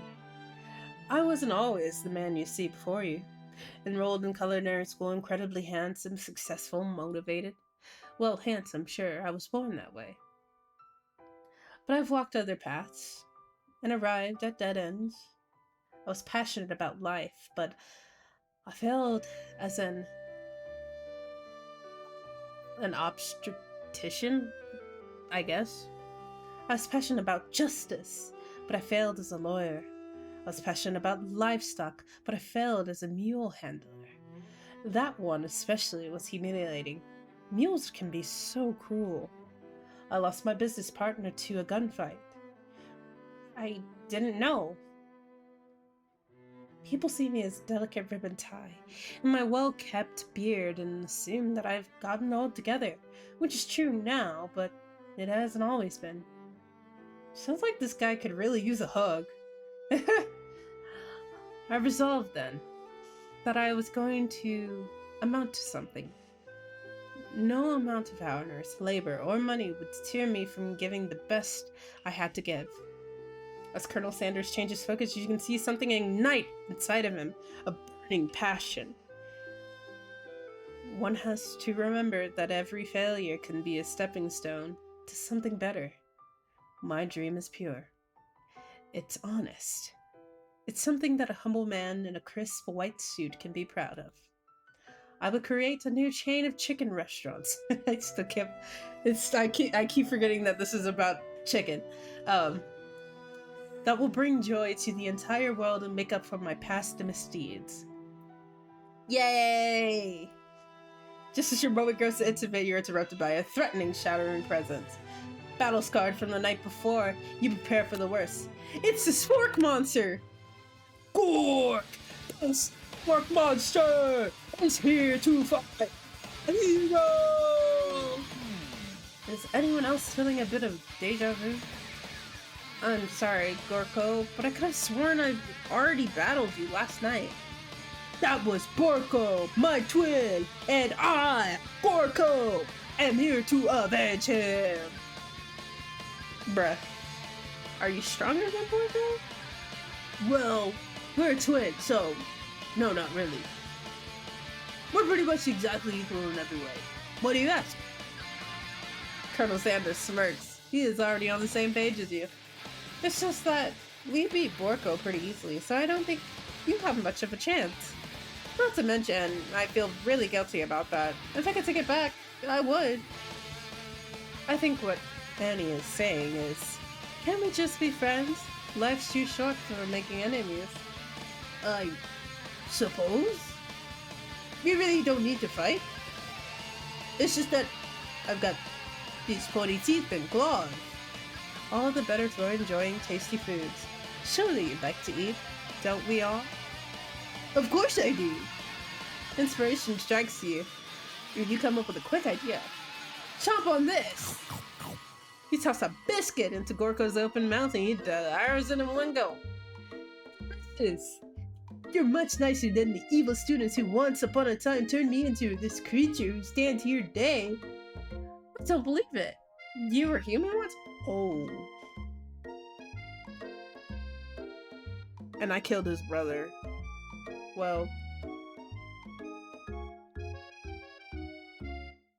no, I was a Chihuahua. But I was still a student at the school till one day Serene Kens made a magic spell book and cast a dark enchantment on me, and I was forever transformed. A magic spell book? Precisely! Warco used to have a copy of it, and somewhere along the way I've lost it. If you find such a book, I beg you, respect it.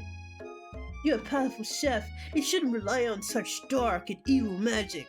No, you should be protecting the innocent from those who cheat them through the sorcery and guilt. If you need me, don't fear, I will be there. I kind of feel bad for, like, killing his brother, though. Like, genuinely. Sounds like there are some bad cooks in the kitchen of life. Annie, together I am sure we can defeat them. Come back to my hideaway, and we could discuss. Your hideaway? Yeah, we could discuss, alright. Stepping into... Damn! Not the chicken statue. Oh my god, the picture! That's so cute. It looks like you live such an exciting life, Colonel Sanders. Every day can be an adventure if you approach it with the right attitude. Long ago, I made a decision to never stop searching, never stop working, never stop imagining. Have you been working on any new recipes of your own lately? I'm always excited to talk about food with another ambitious chef. Honestly, I hope the person that I end up with is also really passionate about cooking, or just food in general. I can't say this is realistic. This part is, at least. Well, there is something. It's just a side gist that I've been tinkering with, trying to find the right balance of flavors and textures. Not sure if I nailed it yet, but I'm close.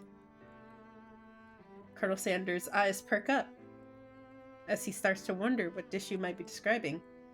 It's meant to pair with something spicy or something crispy? Both, perhaps. Now that you got him right where you want him, should you reveal your new creation to him or keep it a secret just for you? Nah. You decided you're as ready as you'll ever be. Alright, before you can talk yourself out of it, you dive headfirst. You reach into your lunch bag with a special edition of you keeping on ice all day.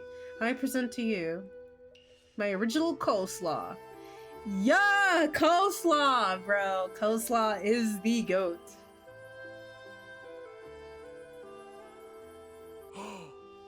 Magnificent.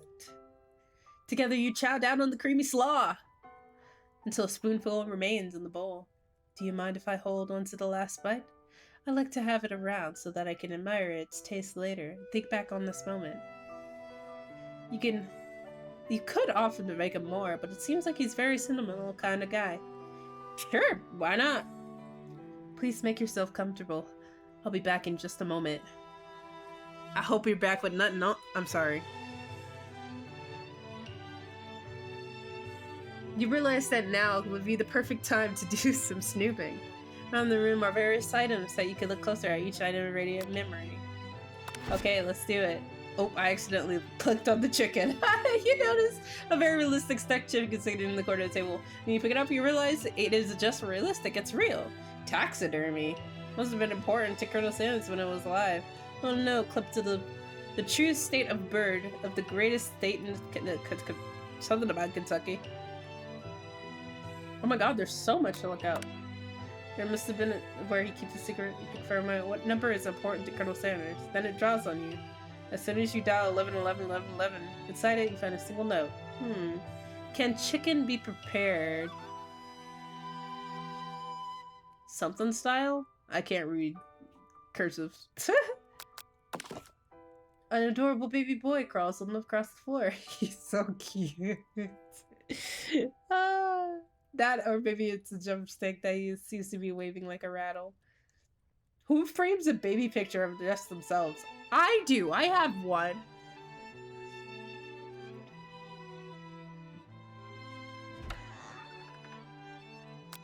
That door just opened up by itself. I don't like it. He's in Egypt. Secret herbs and spices.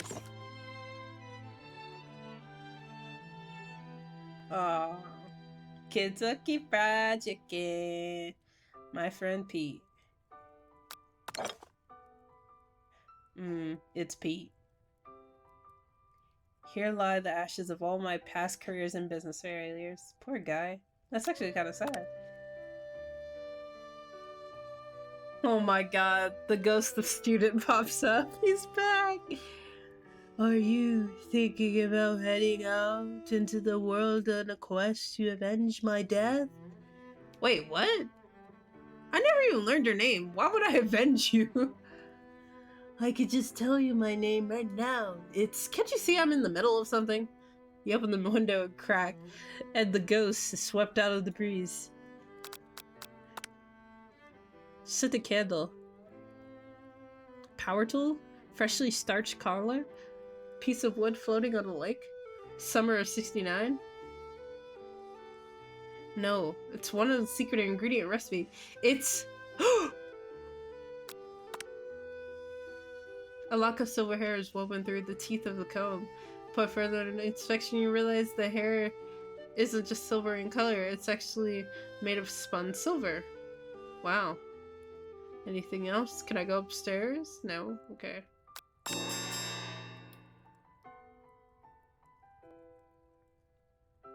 So he just has a whole thing of, like, suits. But it's soft and comfortable. You give yourself a deep hug. Breathing in a scent. They say that home is where the heart is. Is this what they meant?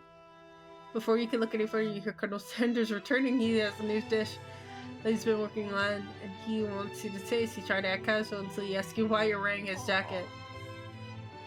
I don't usually allow those out, but I must say it does look good on you. Guess what, Colonel Sanders? I'll definitely wear it for you. You forgot to take it off. That now is your big moment to make a move. Do I want to be bold? I'm already wearing his jacket. He can always take it off me. Aw. It said, whoa, whoa, whoa, this isn't that kind of game. Not that we blame you for trying, but still. No! No! Okay. We're back. Let me just fess up and tell the truth. You confess. Oh, the little hearts! I think I've developed feelings for you. I might be developing feelings for you too, but I'm concerned. I can't let anything get in the way of my dreams. Overwhelmed, you take off the jacket and run for the door. The thought of leading Colonel in the midst of such an emotional breakthrough gives you a pause. Stop yourself. Colonel? Yes, Annie? I honestly think that this may be the beginning of something wonderful. I think you're right. We should take things slow. You talk late until the night and drift into a slumber. Dream sequence! You awake to a beautiful morning in Colonel Sanders' hideaway. Did you make the right decision on how to respond to Colonel Sanders? Only time will truly tell. Today is the day that could change the rest of your life. Your thoughts are interrupted when Colonel Sanders emerged into the room. He's holding a gorgeously plated breakfast and your mouth waters at the sight of it. Here's a simple breakfast I had just whipped up. That looks amazing. You taste Colonel Sanders' food, and it takes you on a journey. When you return, he's waiting to ask you an important question. So, would you say that we're a perfect match? How presumptuous! My cuisine and your taste buds, that is. Oh. Such confidence, such grace. Take him down a peg? Flatter him. It's kind of cute. I think we might make a great team. A single tear begins to pull in the corner of his eye as he gazes out the window. He's such a crybaby. I love that. Oh, I love it when my men are weak. and with the right business partner, I know I can't fail. Business partner? You trying to put a ring on it? Could he be talking about you? It's all happening so quickly. Overcome with emotions and confused by your feelings. You're on the verge of tears. Unable to speak, the only answer you could find is to run out the door and get home. There's still one more day of school after all. The University of Cooking School Academy for Learning awaits for no one. You get home to find something very surprising your best friend is wearing for you. Where have you been? Because I had one heck of a night. I've been so desperate to talk to you about it, but I couldn't find you. I got worried that something had Yep. It's okay, but now that it turns out you're fine, I can finally get you up to speed on the saga. Miriam. Sure, but you will not believe what happened to me after school yesterday. I went on a date! I think I can believe that. Since I've been partnered up with Clank, he got me in to go out with him. Of course, I told him, you better keep your dials turned on to the polite and respectful. I'm not that type of girl. But he was just interested in spending some one-on-one time together and getting to know me. So I said, yeah, sure. I can get to know you, little man-like guy. Long story short, he took me skydiving with his friends! But things quickly spiraled out of control. Did she say skydiving? Is that a typical first date to go in and talk in a pressure cooker? And now I'm not really sure where we stand. You don't give Miriam time to tell her whole story, however, bottling up the details under your own night is just too much to bear. And I went on a date too. Back to Colonel Sanders' house, where I spent the night with him. You what? Nothing happened, but the emotional connection? Wowzers. Miriam opts to support you no matter what you do. Together, you and your bestie, you feel like you can do anything. When you arrive at school, you encounter your rivals once again, blah blah blah. You can tell from the distance that they're picking on Pop. Come on, man, don't be picking on Pop. He can't do nothing. Because, he's Pop. What's a swirly? It sounds delicious. Oh, it's great. I'll order you up one right away. I'll have my swirly with sprinkles, please. Sprinkles is a dog and a tree. You can get your swirly dipped too. Why don't you pick on someone your own size? Because I'm literally the biggest person at the school. There is that horse that Colonel rides to school. But who would dare pick on such a gentle and beautiful creature? You've got some nerve, Annie. Suggesting I pick on a defenseless horse? Now you're twisting my words, and I won't have it. You clench your fist, but the injury from yesterday's hand mixer accident makes you wince in pain. Yeah. Doesn't look like you can go on cooking like that. Might as well just give up. I'll never give up. Colonel Sanders arrives just as it appears things are getting close to boiling over. A naturally intuitive person. He senses that something has been going on. Is everyone excited for the final day of school? Annie, how's that hand feeling? I'm sure you'll be back in fighting form by this afternoon. Aren't you concerned about my hands, Colonel? Yesterday I almost broke a nail winning so hard.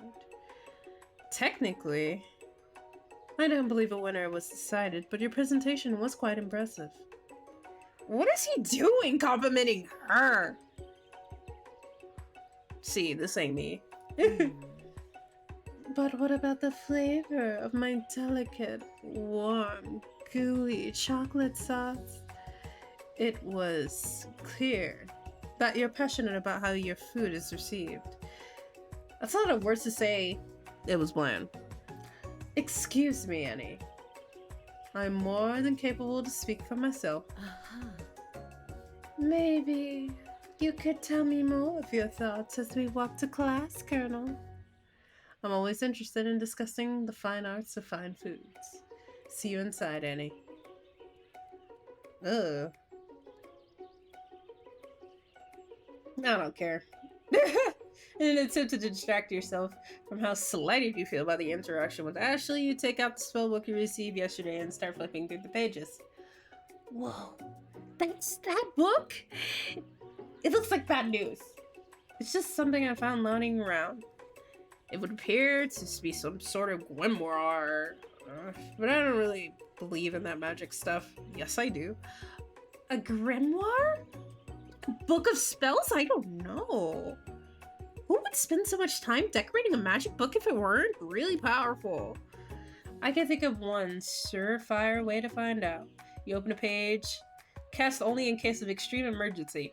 I could use the spell here that says it will erase anyone I choose from all of my memories. If I scrub out Colonel Sanders, it would probably help me focus better on the upcoming final exam. Whoa! That is way drastic! Couldn't you do something else? Like, anything else? Like, not written in dark magic? Maybe tie a string around your finger? Okay, fine, it is drastic, but desperate times calls for desperate measures. You got a memory erasing spell sitting right in front of you and a pretty good excuse to try it out. Hell no.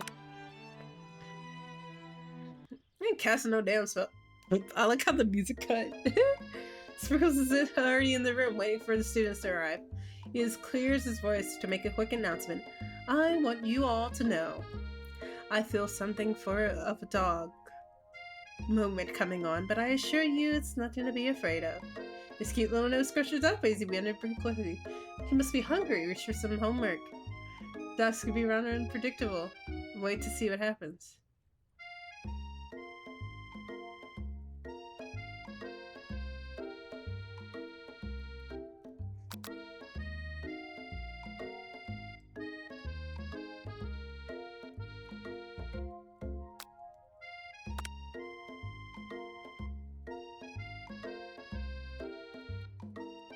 Ah, he sees the squirrel. He was scaring me. I thought he was gonna like freaking die or something.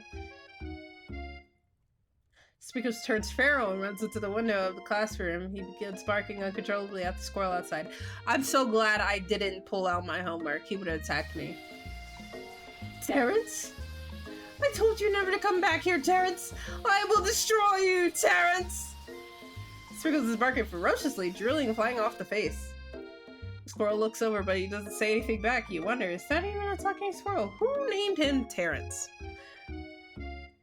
You better not show your chubby cheeks around here ever again! After Sprinkles is satisfied that his presence has been felt by not only Terrence, but any other squirrel in the hearing distance, he returns to his professional tone. I apologize for the outburst. This actually brings up an important point. Thank you, Annie, for reminding me to dole out this indispensable bit of wisdom, you see. But before he could go any further, love drama spills all over the class. Spills in about words, it's words and sparks. I told you to save it for after class! You think I wanted to be thrown from a plate strapped to a stranger? Oh, they're arguing. But no! You have to show off to your cool friends, Jeff and Joan, J and forever. Watch us from a triangle in mid-air as we descend? Triangles are the strongest shape, don't you know? Yeah, well, that doesn't make it a great date. Then take Jeff and Joan with you.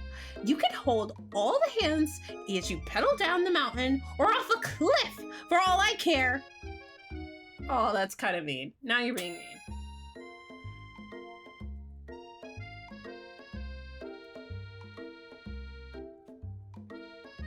No amount of seasoning is gonna make me want to eat that. Clank. Girl, what is that? Is that a shoe? In terms of deep fried footwear, I guess it looks okay. And he's gone. Public breakup. Well, that was unfortunate. But we mustn't be distracted from what lies ahead, the final competition. Showdown Challenge Exam. TM. I'm still working on the title, but I think you get it. Test time approaches. See you all in the arena. But before you can think about it, your upcoming competition, there's a very beautiful soul nearby in need of a pep talk. Hey, Miriam, you okay? Okay! I'm so mad! I could smash a tiny mug, spilling several droplets of hot cocoa all over the floor. How could he embarrass me in class like that in front of everyone? Her tiny cocoa is a delicious treasure, so you know that the breakup is no joke, even if the source of her frustration is such a silly boy. I know that you know this, but I'm gonna say it out loud.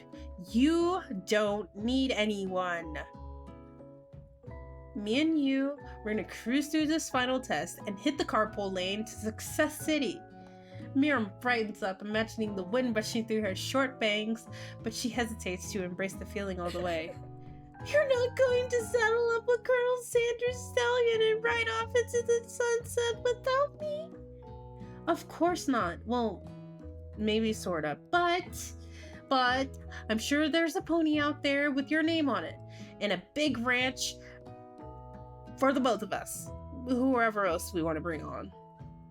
If it's not Pop or Clink or anyone else you meet today, tomorrow, or this whole year, so what? You're a special person who shouldn't settle for the first someone to show a little interest, anyhow.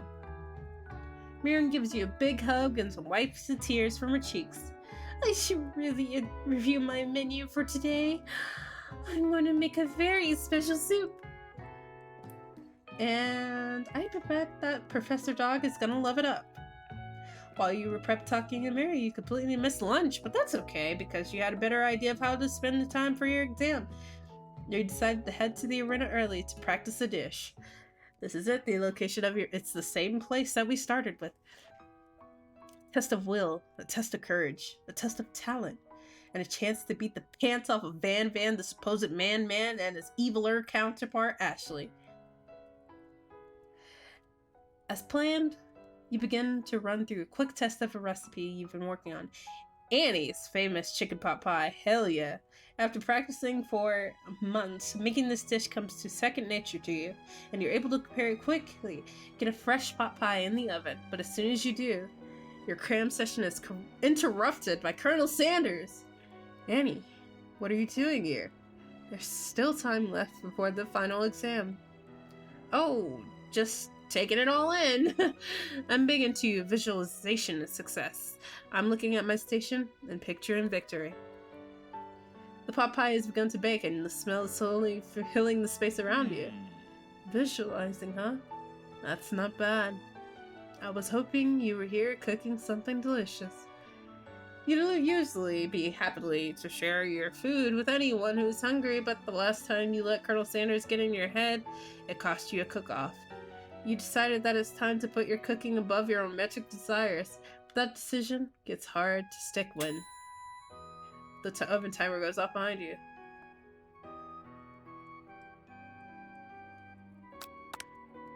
Okay, okay, you got me.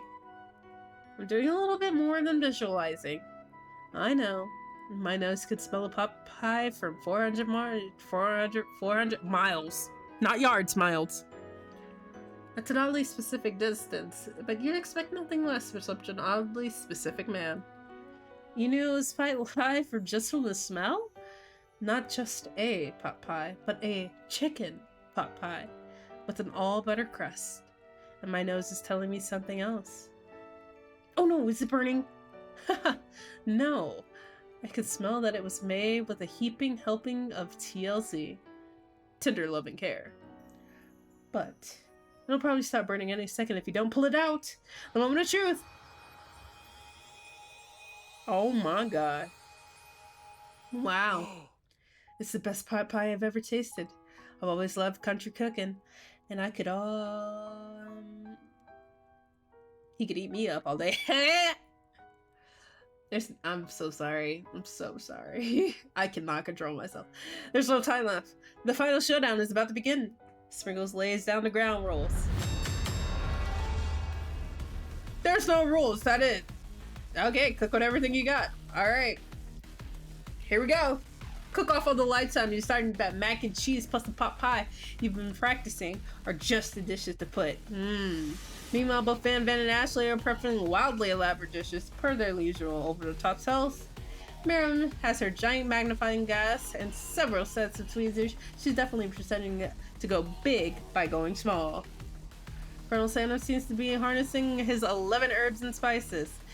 But he is trying to find a way to improve on something perfect. His original recipe. Fried chicken. The intensity in the room starts to at a full 10 out of 10 with a frenzy of action. Everyone's calling out really cool special cooking moves as they prepare their food. Wow, this is getting serious. Colonel Sanders batters his chicken as it levitates through the air. Egg wash! Miriam furiously injects the ingredients into an itty-bitty pot of broth. Van flexes his... I hate him so much. As he chops open a sea urchin. Let's rock and roll. Ashley scoops her pastries off the tray with lightning speed. Shallow personality spatula. Even Clint gets into it. 5,000 pressure point. Cooking technique. Wait, when did Clank learn to even speak English? It's the singularity, as foretold. We mustn't let it happen, or the appliance uprisings will take us all. Self-destruct. And he unplugs himself. You got a book of your own and you're desperate to not see her win another battle. Should you take an opportunity to fight magic with magic, even if it's almost certainly evil magic? No. Who needs a magic? I'm gonna do it the hard way. Hell yeah. Colonel Sanders sees that you've chosen to win on your own terms. He gives you a subtle wink. Hey, don't be flirting with me now. I believe in you. Miriam knows this too. And I've always believed in you, Annie, since we were little kids, because I'm your best friend ever. Oh, Miriam, what about your dish? If you're here cheering, who's cooking? Tiny food, short cook time. I'm actually already done. So, I thought I'd help you. Oh, that's sweet, but Miriam tossed a handful of spices directly into your boiling noodles. It's the secret ingredient! However, she doesn't know that you lied about the ingredient made up, and oh my god, where did she get an IM newt? The boiling pot explodes, sending Miriam flying backwards. The watery noodles begin to swirl in the air, bubbling up into a dark cloud that thickens and Are we about to go into a boss battle? It is I. We made Steve! The Smirk Monster! Steve, wait, what happened to Gorko? You're not hiding around me, are you? We Smirk murdered many. I think Gorko had the day off. But you have conjured Steve, and I hate battle. So I'd say you're doing pretty alright. Oh hey, you're in the middle of a cooking competition? I love this stuff. It's better than TV. You crazy kids and your culinary skills really impress me. Mind if I hang out? I'm sorry, Steve, but I'm kind of in the middle of something. Do you mind? Steve the Smirk Monster knows that you got some grimoires stashed beneath your cooking station. I see what you're up to. Crisscrossed some magical items and accidentally summoned me, huh? Haha, yeah, you guessed it, sort of. If you're here, would you mind tossing me some fresh noodles into a pot of salt water? I'd love to! I've always wanted to be top chef, actually. You know, when I was just a little spark pup back in the old country. You can feel the Spark Monster winding up to tell a very long and involved story. You don't know exactly where they came from, but it seems like it'd probably be lonely there. Actually, you know what? Maybe you should watch from stands. I really need to focus on the competition. I understand. It's kind of like the time in monster school that I had fallen asleep during scare tactics class, and when I woke up, you tossed a serious stare at Steve, and he takes the hint. Never mind. I'll talk to you later. Good luck.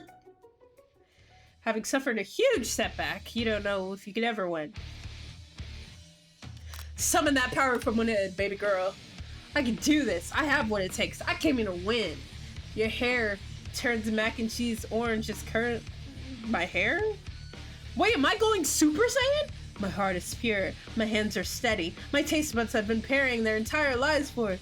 Yes, Annie. You are chosen one. You will avenge me.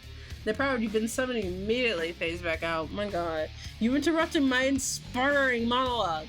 Sorry. My heart is pure, my hands are steady, my taste buds have been preparing their entire lives for this moment. I will show the world my cookery. You begin to levitate off the ground, energy courses through your body.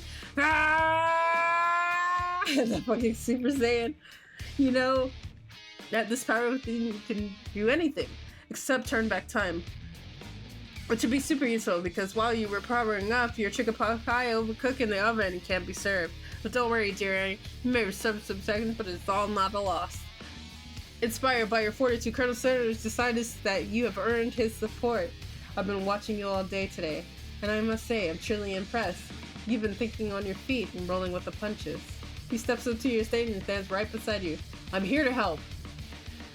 All you managed to make is mac and cheese, and the time is all up, so you're gonna need it. But Colonel Sanders, what about the test? What will happen to you? What about the rules? Following the rules has never been something really my thing. I follow my heart. What a guy. Colonel Sanders unfolds a delicate white towel to reveal the most delicious fried chicken tenders you have ever laid your eyes on. And besides, sometimes unexpected combinations can have surprising effects that surpass their individual efforts. Are you suggesting if we combine forces, we can form the perfect food unit? Time's up, students. With time expired, it's the moment everyone's been waiting for. You must now prepare to present your dishes. A handful of students stand tall, but the class seems incomplete. It seems we're missing some students. Pop? Clank? From off screen, you hear a pure and innocent giggle that can only come from one student. I'm flying! It sounds like coming from the broom closet over there. Miriam, would you mind? It's Pop, hanging on the broom by the hook of the elastic of his underpants. Pop, get down from there right now! Let me guess, did Van have something to do with this? When someone asks for a wedgie, who am I to refuse? I thought a wedgie was a salad. Looks like Cup is eliminated from the challenge seeing how he didn't cook anything. I can't feel my legs. May I be excused? Sure. You kids and your pranks, I must say, it's not the worst prank in the UCL history, but it's not exactly the yearbook material. Wait a second. Pranks. Clank! Where did that pressure cooker roll off to? You hear a signature word beep and other stuff, but there's none. Somehow he must have got an unplug, I guess. We'll figure that out later. That leaves only 4 remaining students. Please collect your final projects. Yes, it has been a long semester. Wow, 3 whole long days. But after days of hard work, the time has come for me to eat. Miriam, please come forward.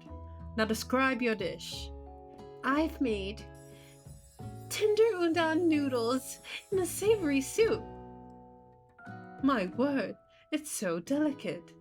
Is that a teeny tiny Narutomaki I spy afloat in a itsy-bitsy bowl? Yes, Chef. Please call me Sprinkles. Chef is my father's name. Yes, Sprinkles! And some green tea made from baby tea leaves that I picked myself. Sprinkles carefully sniffed around the dish, opening his mouth, letting just the tip of his pink dog tongue dip into the bowl. Sublime! Would anyone else like a taste? Oh, come on. I'm not one of those dogs who doesn't floss. I even have a really cute electric toothbrush for dogs. Fine, I'll enjoy it all by myself. And he ate it. A+. Rarely do I taste the dish as much love poured into it as yours. Miriam is overjoyed. She gives you a huge hug. Thank you, Annie, for helping me believe in myself. Van, you're up. Now describe your dish. I made uni over smooth egg custard and an axe spoon urchin shell topped with caviar. Did you skewer one type of urchin with spikes from a second, different colored type of urchin? Yes, Sprinkles. A bit much, don't you think? That's exactly why I did it. I bet much is kind of a man. Doesn't it look cool? Sprinkles leans in to sniff. Oh, it's terrible. Please be gentle with my cuisine. Finally, Sprinkle goes all in tongue first. Ah, the needles. My tongue. The professor appears to be having an allergic reaction to the sting. I can't eat this. It keeps poking my tongue. Be qualified. A stunning turn of events. Who would have thought that actually serving food in a bowl made of needles could actually make it difficult to eat? Dejected, Van does not go gentle into the night. Disqualified for grammar. Typically. This isn't the last you've heard of me. Before forcing us to endure his swollen tongue for another moment, Sprinkles graciously laps up a bowl of milk. I know, yes. I'm a dog and I drink milk, get over it. Sometimes it helps with my agitated tongue. Next student, Ashley. It's time to step up. Now describe your dish. I made orange blossom, Turkish delight, and a light rose water syrup, topped with French margarine, and connected by sugar glass. That's actually kind of cute. That actually doesn't sound too bad. Indeed, it's delightful. However, I'd ask that you please refrain from eating it or attempting to taste it anyway. It's very fragile and meant to be a display piece. Don't eat the food? At a cooking school? Got toast in your ears or something, Annie. I told you, It's a display piece. Ashley, I must say, it is beautiful. However, this is a cooking competition at a cooking school. Yeah, which is why I cooked it. And I did an extremely good job of cooking it too. I didn't realize that we were having an eating exam. If I wanted to be judged on eating, I'd go to the College for Eating School for the Hungry. I suppose you could smell it, if you absolutely insisted. But don't breathe too hard. You might disrupt the sugar spiral. If the food cannot be eaten, it cannot be judged. You are disqualified. Well, she's mad. You wouldn't know high-end cuisine if it cooked you! And with that, she storms off. This isn't the last you've heard of me, either! If this class gets much smaller, I'll be teaching myself. Well, now it's just me and the Colonel. 2 chefs? What began as a bowl of delicious mac and cheese has become something else. He examines closely. Now that looks good. Add some buffalo sauce on that. Ooh!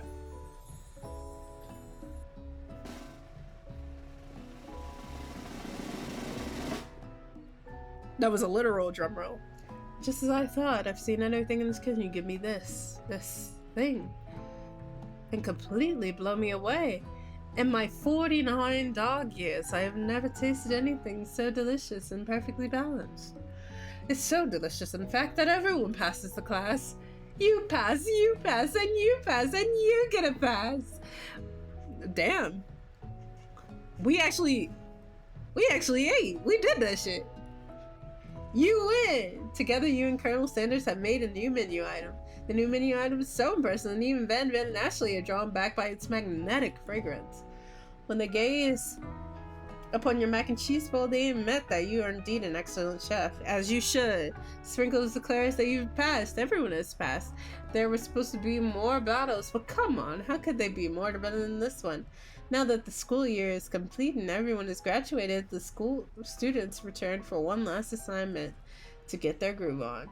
The cafeteria has completely redecorated in order to serve as a site of the school's graduation dance. Compared to the massive high-tech cooking arena, the mumble decor is downright cute and cozy. DJ Dog in the house!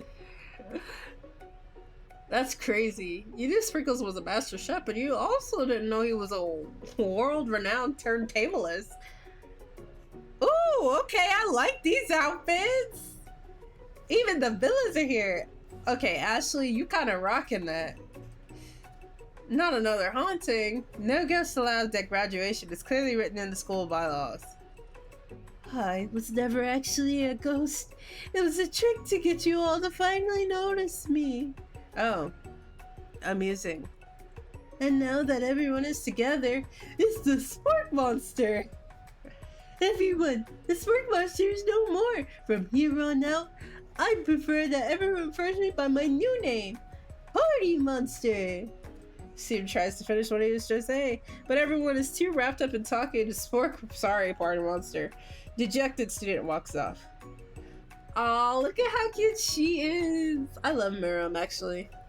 She's a little weird, though. I love it, though. I always get friends with the weird ones. It's like a Hollywood movie for her. It's Pop! He's still in his clothes. He's still in them same clothes. He's arrived late to the dance, but apparently for good reason. Walking on the carpet, you see perched atop his dirty chef's hat. A crown? Welcome back, Pop.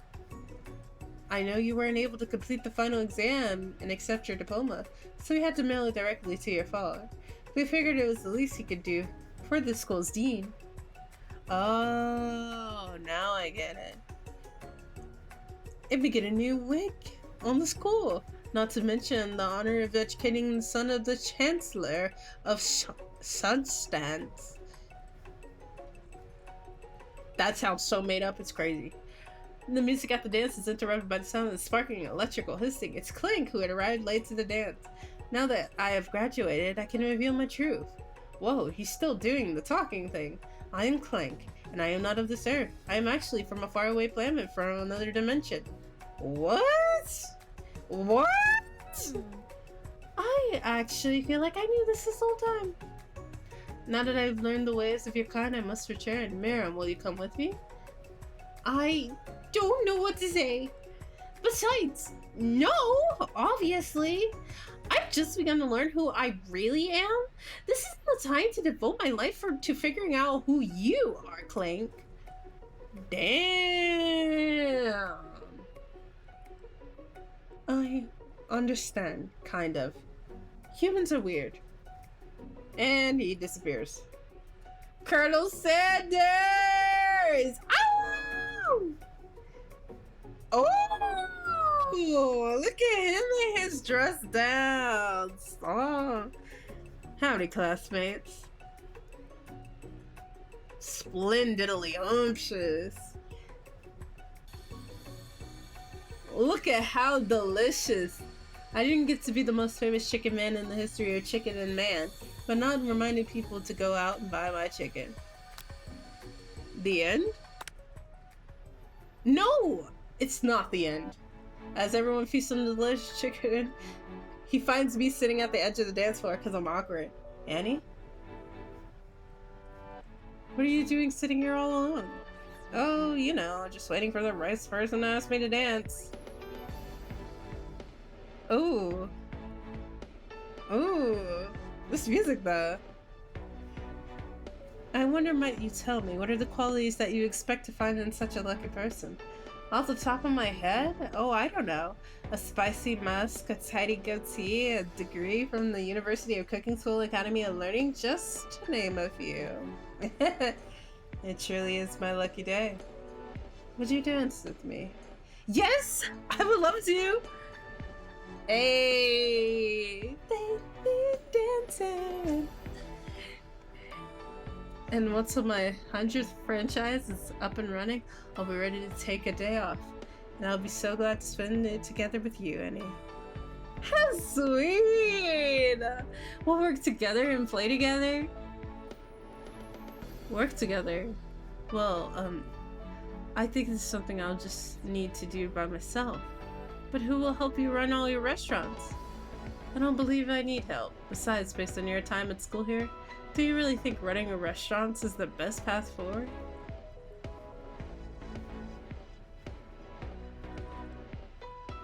Could it be you found a love connection but failed to earn Colonel Sanders' respect as a chef? Can you live with only half of him? Will you be able to endure sharing him with his other love, the life of an entrepreneur? I suppose I can enroll in pastry school. Oh my dear Erin, sure you'll find your place eventually. And along the way, you'll have me by your side. Ah, the end. Ah, that's so cute. KFC for. What do you mean KFC prevents?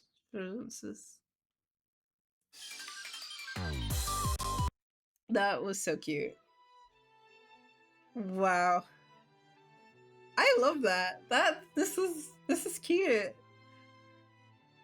I get to spend the rest of my life with Colonel Sanders. I guess I'm not so lonely on Valentine's after all. Dreamy sigh. I love you, Colonel Sanders. Thank you for making my day. And thank you all for watching me play. Oh man. Thank you for the suggestion too, Gibson. This was absolutely fun. I thoroughly enjoyed it, even with my silly mistakes. So, it is a pleasure. It is a pleasure to play this. Anyways, I will see you all in the next video as I drop something on my lap. Please make sure to like and subscribe, and I will see you then. Bye bye.